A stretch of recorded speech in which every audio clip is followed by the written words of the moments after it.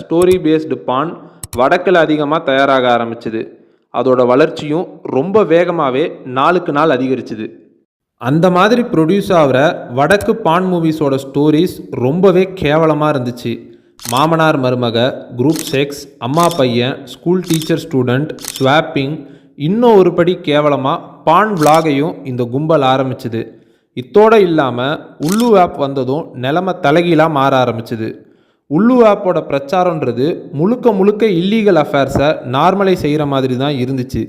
உள்ளு ஆப்பில் இடம்பெறக்கூடிய பெண்கள் கதாபாத்திரம் எல்லாமே காமத்துக்கு அடிமையான மாதிரியே சித்தரிக்கப்பட்டுச்சு.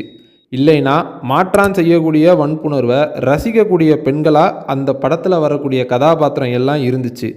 இதை கன்சியூம் செய்யக்கூடிய ஆண்களுடைய மனநிலை ரொம்பவும் கரப்டாக ஆரம்பிச்சுது.